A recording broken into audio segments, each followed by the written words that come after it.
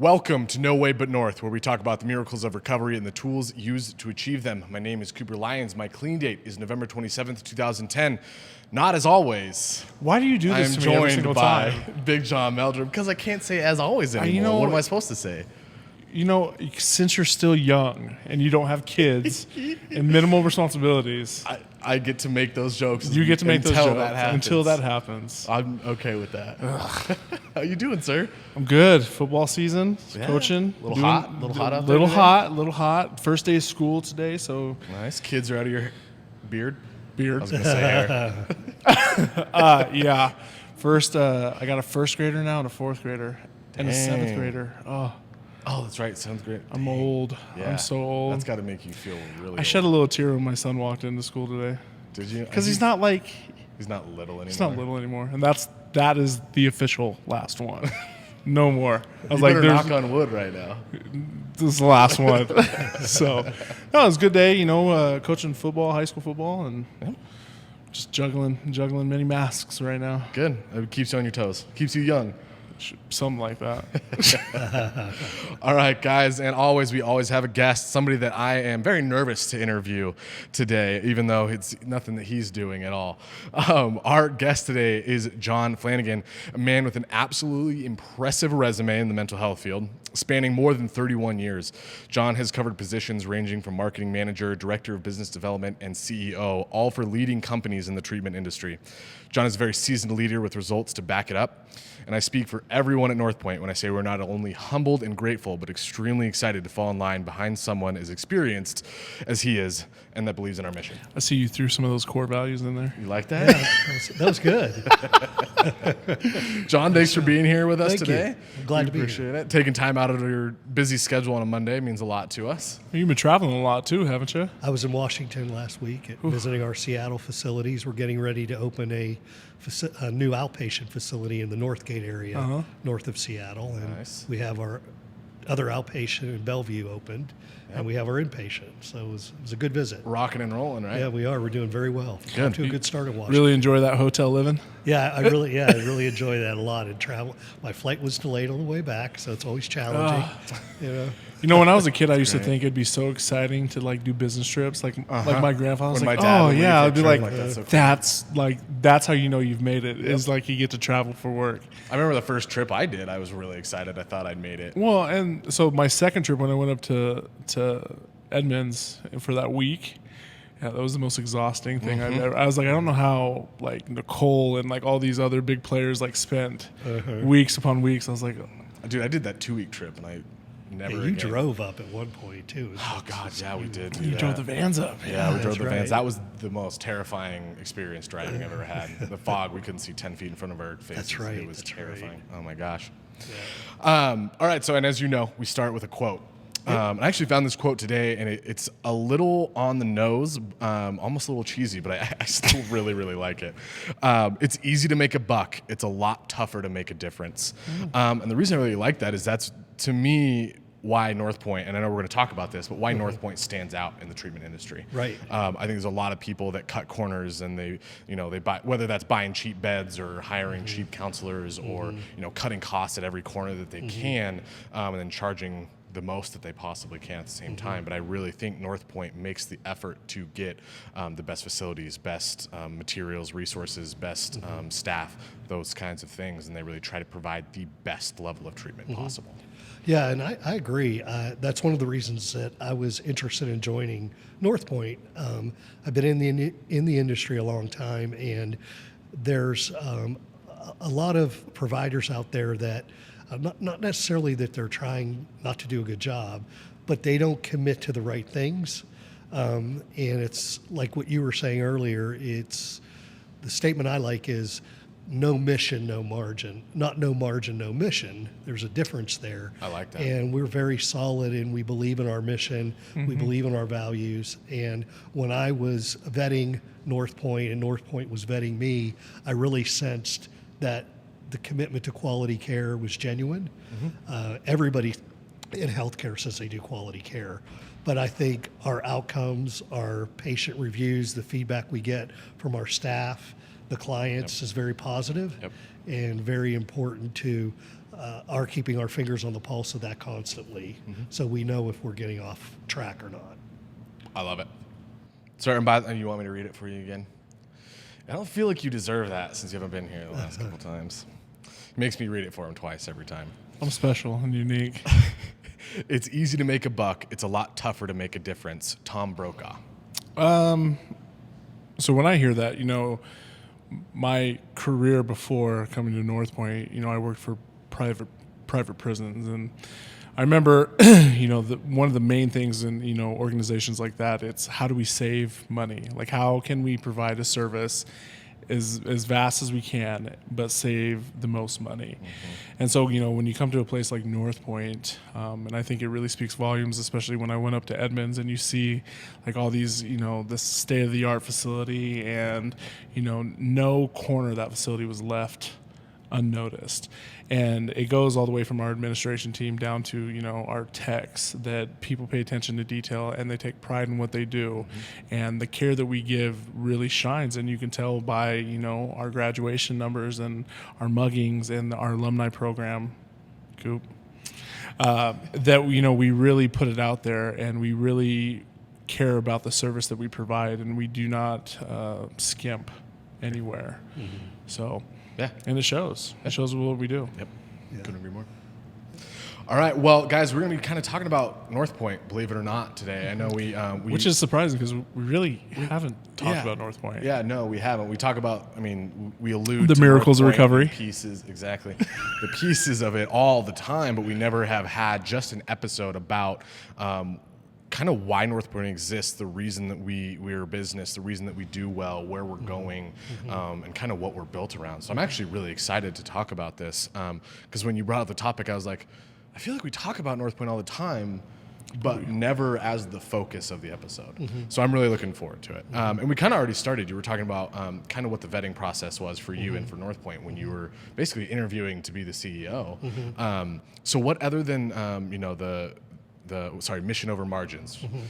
What things kind of stood out as you were touring the facilities, meeting the staff, things like that? Yeah, I appreciate it. I think, first of all, the commitment to the environment of care that we have. The facilities are nice facilities. The concern is that the patients are, in a comfortable environment. So that's real noticeable when you walk into a building, or is the building well kept, maintained? I think our buildings are well kept, maintained. You can tell we put resources into those things. So that was one thing I noticed. The other thing was the passion the people had.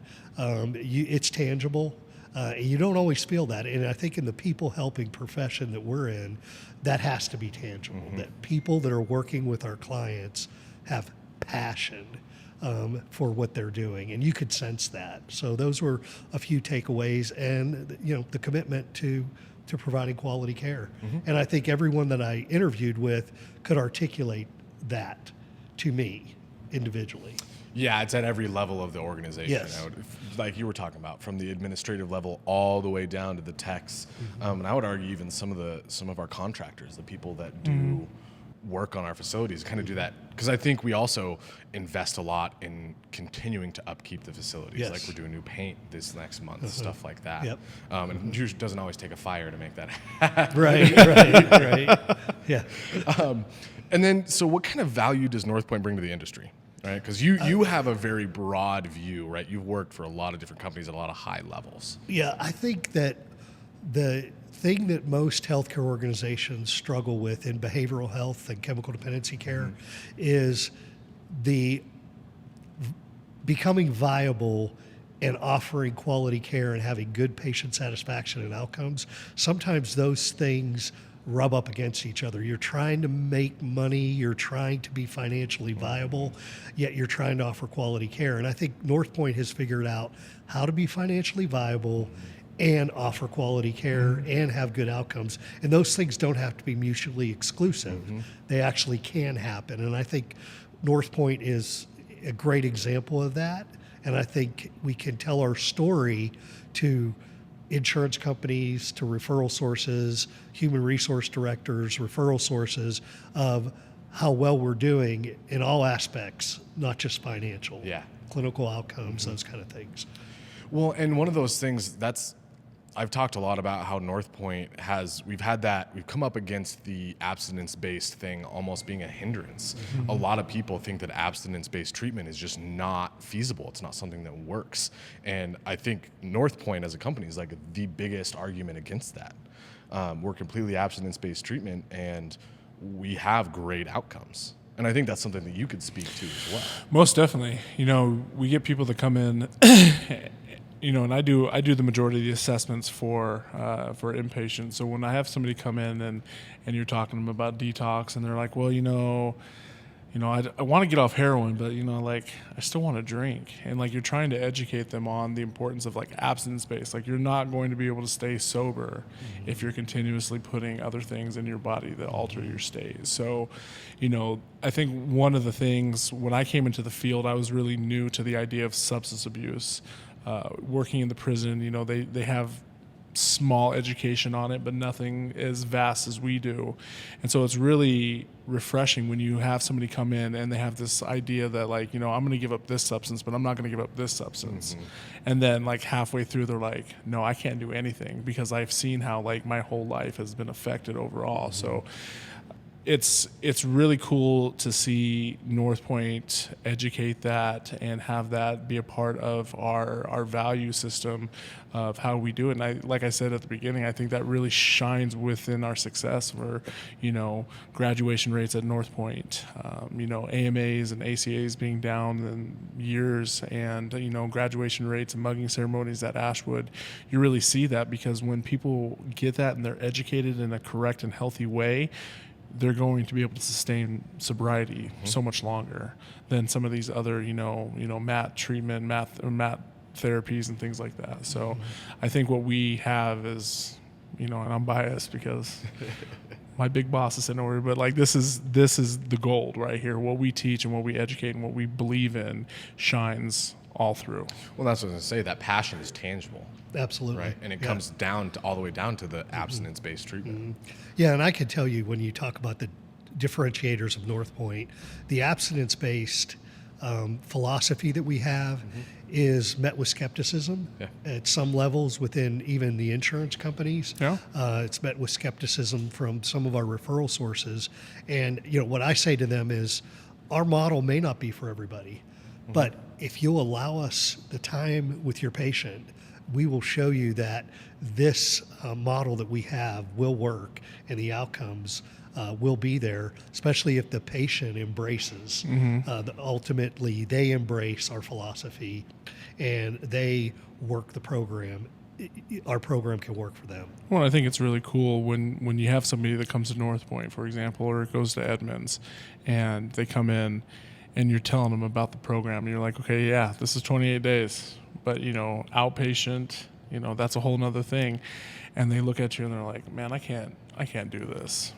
We have every level of care locked down, and that's how people are successful. And so they might show some resistance, but, when people start getting into PHP and IOP and, the outpatient setting, they're starting to see more of those recovery miracles that we talk about all the time, and then they become more motivated and they're like, I don't want to use it. Why would I want to use things are going really good for me right now? So that, our program is well, then we have all the way alumni through. Coming in every week and telling me I had the exact same thought. Yeah. And now I'm 3 years clean. I've been out of outpatient treatment for 2 years. Well, I got so Amy Hauser, our UR specialist, she sent me a voicemail from one of the insurance companies, and the voicemail said, I just want to let you guys know that Northpoint and Ashwood have the best assessments, best notes, best documentation that I've seen. And I think that's a real passion because our counselors, our techs, our nurses, everybody spends so much time and they're so passionate. And Dan Arnold, who is back, love it. About that. When I was a new counselor, he always used to say to new patients coming in, he said, the give a shit factor here is so high. And I'm like, what? And the first time I heard it, I was like, what do you mean? And he's like, everybody cares, and it shows day in and day out. You're never going to have a tech or a counselor or a nurse come in and just be short and nasty. People sit down and they take the time, even on our bad days. That is what makes us stand above any other I didn't treatment. know we could swear on this program, Oh. but just to tell you, It's on YouTube. There's no Robert censorship. Caston, our president and founder, asked me kind of the same question about our model and how different it is. Yep. And you know what I said? I said, this is the we give a shit model. Like you really, there's not apathy. Yeah. You know, people really care about the outcomes and they care about the program and the patients. So that's really confirming that we brought him back. Oh yeah, he's well, and I have a staff member, Mike Cleaward, and he's been a tech. Talk about give a shit factor. Oh my gosh, he's been a tech since we opened. Oh, before that. Yeah, so he and that man every day, rain or shine, comes in with the greatest attitude that I've ever seen, and with amazing energy. And when we lose a patient, he cries every single time because he's just like, it just breaks my heart. And there's been times where, techs catch a lot of flack. And so, he's caught in some of the flack from the patients. And, and even when they're giving him the hardest time, he like drives even harder to try to get them to stay. And when he cannot try to convince somebody to stay, it absolutely shatters that man. Dude, one of my favorite things about Mike Cleaver was he just recently got a promotion. He did. And so Sunday's visitation at Northpoint. And every tech, when I was a tech, hates working Sundays because there's so much going on and it's a weekend, so not a lot of people want to work. With this promotion, Mike Cleaver said, I'm still working Sundays as a tech. Yeah. That's my shift. I did I'm not know working. that. Yeah, that was the sticking I'll force. give He him goes, some kudos. yeah, he goes, I'll take that over. He goes, but I still want to stay a tech on Sundays because this is when the magic happens. Love it. Love it. Yeah, he's a great guy. so That's like great. that is Northpoint. When I think about it, like that is the drive and determination that we have from our staff. Yeah, there It's just have been amazing. so many. I've been here since March 14th. There have been so many confirming things and stories like that and dedication from employees. But one of the things I wanted to share was I was walking through Ashwood, Boise, our outpatient center, and had my suit on and I'm walking through, and one of the patients said, "Are you the CEO?" Now, having been a CEO at other treatment centers, you hold your breath. Should I answer that yes or no? And I said yes. And she goes, "I just want you to know," and she pulled me off to the side, "this place saved my life." And she's one of those patients that were in Washington. I can't disclose too much information, but she was with us in Washington, came to Boise, got treatment in our outpatient center, and is doing fantastic. That's great. And then I'm standing there, and two other patients came out of the group and said, "Are you the CEO?" Same story. They were so positive, said that the programming saved their life and everything. If that doesn't give you, motivation, I don't know what, would. So, just those kind of things happen a lot. Well, that's why I turned into a blubbering mess at the mugging ceremonies. Well, now you don't have any patients, so you might actually be able to keep it together. I'll have a couple, but We can still recognize you. I'm sure. I'm good. But it's cool when you see our patients, our most resistant patients, and when they're able to get that success, and you're just like, that's why we do this. Yeah. This is exactly why I do this. It's not for recognition for me, but it's like you see them up there with their families doing what they're supposed to, and they're like, all those hard days, those difficult patients, like those moments right there, that's what makes what we do worth it. Yeah. Those 2:00 in the morning calls that when I have to go into the facility because it's turned into Fight Club. But the staff just does an amazing job. And, even when we talk about, like Nicole Thomas and Teresa and Erica Lopez, and we talk about, our administration team that, really have contact with us, they really show compassion to the staff. And I think that's a big thing too, because I've worked in places where, a CEO is this like mythical figure that, comes down from the heavens every once in a while and blesses us with the presence. And, it's really cool to be able to see, John and Bobby come walk through and like talk to you about your kids or, what's going on in your life or, they feel like they care. And everybody else cares about each other too. Yeah. Me and you have become very good friends. I mean, I wouldn't go love that far. Alex, our producer back there, even though he drives me insane. Love you, Alex. He's got a great mustache, by the way. He does. Okay, so sorry, we got a little bit off track talking about everybody, but so I know we also kind of wanted to talk about some growth initiatives, things that are coming up, things that Northpoint's future really. Right. And the mental health track has been the big one, the upcoming one that's kind of next big thing that we're going to be doing. So kind of, talk to us about that. Sure. What need is being fulfilled? think Why is there's- North Point the right place? Things like that. And Jonathan, and you working as a tech, there are many of our patients who have mental health issues, depression, trauma, recovering from trauma. Some of them learned to self-medicate at an early age. That evolved into addiction. And here they are now in their 20s, and we're treating them, or in their 30s or 40s. So we've been doing mental health care all along. Yep. I just don't think we've given ourselves as much credit for that. And then I also think that there may be people that are calling in or interested in North Point that maybe don't have a primary diagnosis of addiction, but they have a diagnosis of PTSD, depression, Anxiety. that kind of thing, anxiety, And I think that our model can be applied to them as well. And then secondary to that, you may have somebody come in that trauma's primary, but they're starting down the road of chemical dependency. They're not Or have traveled down right, or a have ways. traveled, And there's a lot of people that I think struggle like that, and I think we need to be open to helping those people. So we started a mental health track out of Ashwood, Boise, where if someone calls our resource center and we assess them that their primary issue is mental health, we can admit them to a day treatment program, partial hospitalization, outpatient. Yes, thank you. So we're excited. It's a new endeavor for us, but I think we'll be successful. And so how is that going to be different than other mental health groups at any other provider? Well, I think a lot of the like the inpatient facilities that do PHP, I don't want to mention any competitors, but their philosophy is inpatient first. We're going to screen people and put them in the level of care that they need, which could be PHP or IOP to begin with.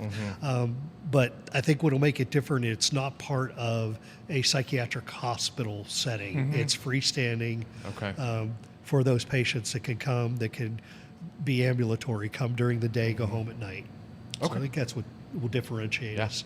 Plus our model. Our model is so different. And like we talked about. Like we already talked about, those features and benefits of the model that Awesome. we do. Yeah, and I don't think there's anybody with addiction that doesn't have mental health.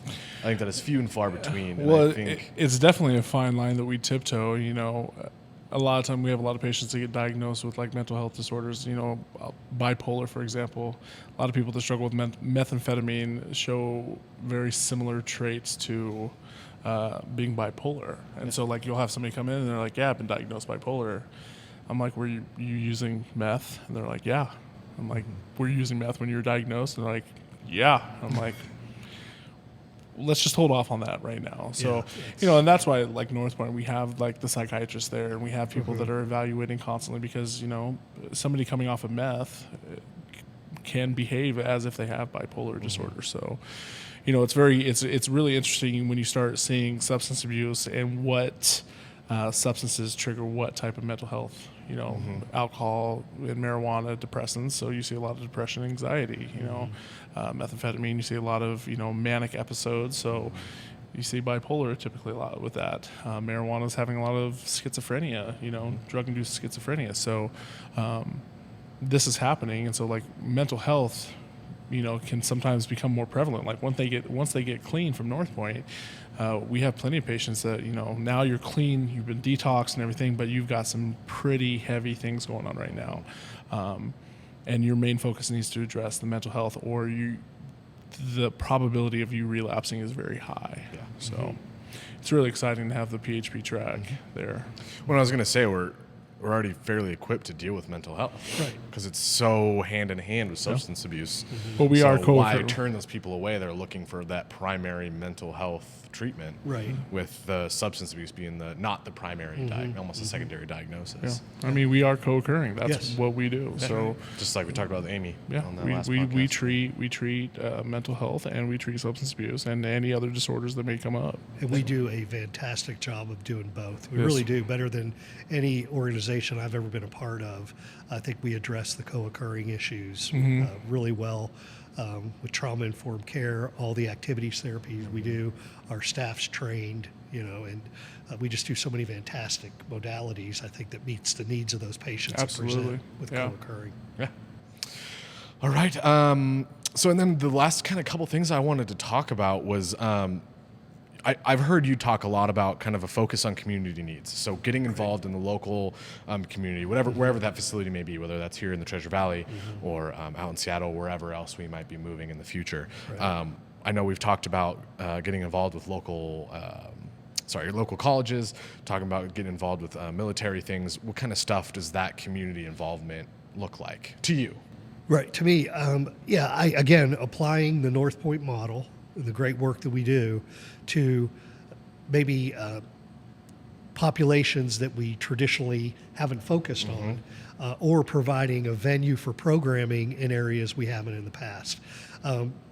Companies I've been with before, we actually offered some on-campus programming. Oh, wow.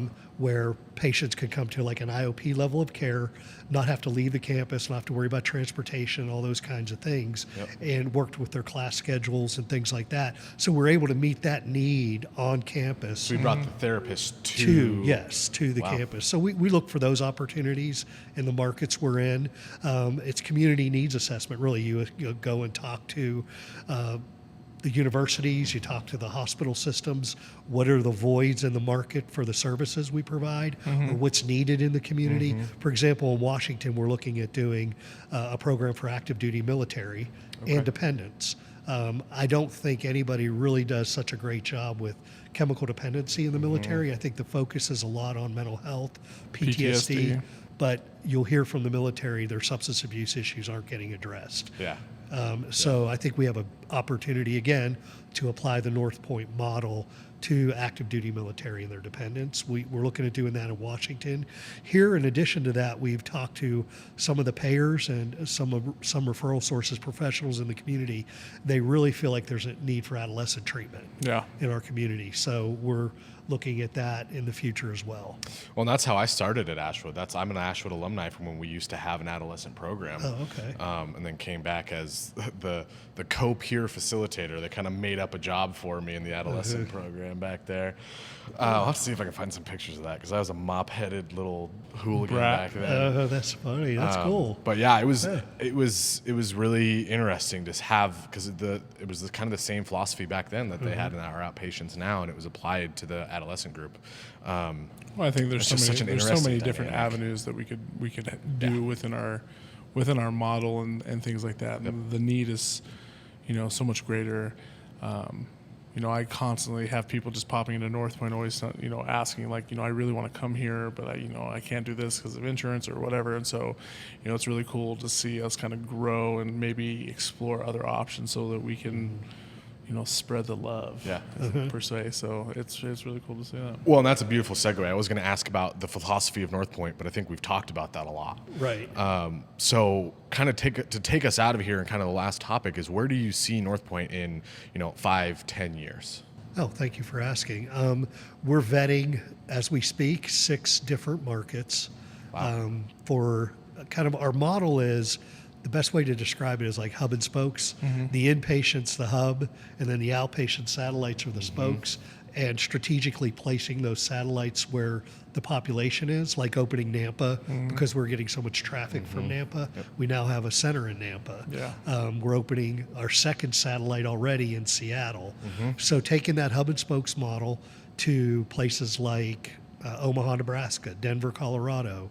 We're vetting even growth here in Boise, potentially adding some beds because we get the capacity so much. We're looking at Spokane, Washington as well. Yeah, I know you're excited about that. I just want my own office. Oh, right. According to Teresa, everything's fine. With everything is fine. Everything is fine. You don't need an office. We make it go really well. That's right. You don't need an office. No, but sincerely, I think that's kind of what we're looking at doing as far as growth. I see us within 5 years. My goal would be to be in 6 to 8 markets with the hub and spokes. So with multiple outpatients, and a large inpatient. Yes. Wow. Yeah. That's kind of exciting. where I see things going, and then just each community, healthcare's local, and each community is different. So going into the community is not like, hey, we know what you need. Let them tell us what they need, and then adjust our programming. So how do you do that? Do you speak with like the local hospitals? Do you?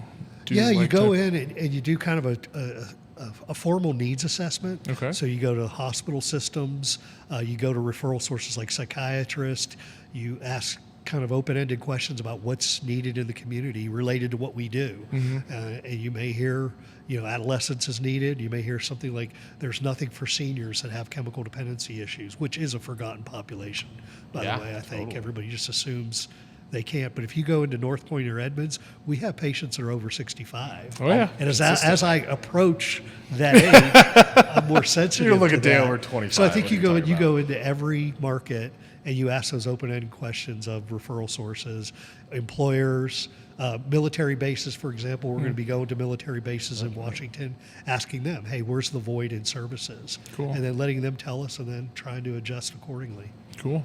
That's awesome. That answer your question? Yeah. Okay. What do you want to say as we're getting out of here? I'm putting you on the spot. I never make you go first. I'm making you go first. I got nothing. Nothing? I got You nothing. want to sing a song or anything? Yeah, do some Not karaoke. today. Not today. I'm hot. I was outside yelling at kids like 20 minutes before. Throat is a little A scratchy. little hoarse. I'm not as bad as some of the other coaches because I actually know how to yell. Are you but- coaching a position? I am the varsity defensive line and offensive line coach. So we go both Varsity. ways. Yeah. Big time. That's like my self-care. Like every year I'm like, this is my last year. But then like I get out there and like Love it.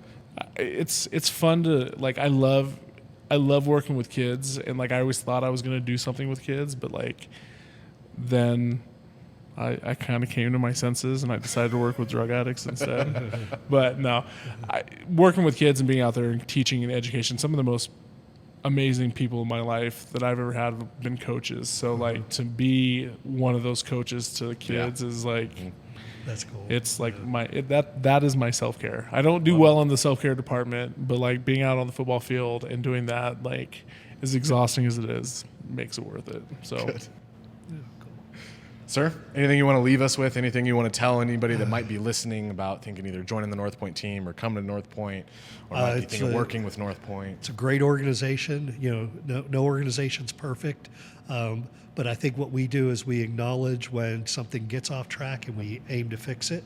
And I think for patients that might be listening out there, we're available 24/7. John's available 24/7. Yep. You will be here too soon. That's right. That's right. And we really are here for you. And staff-wise, come and make a difference. Yep. So you Couldn't can. have said it better myself. That's it.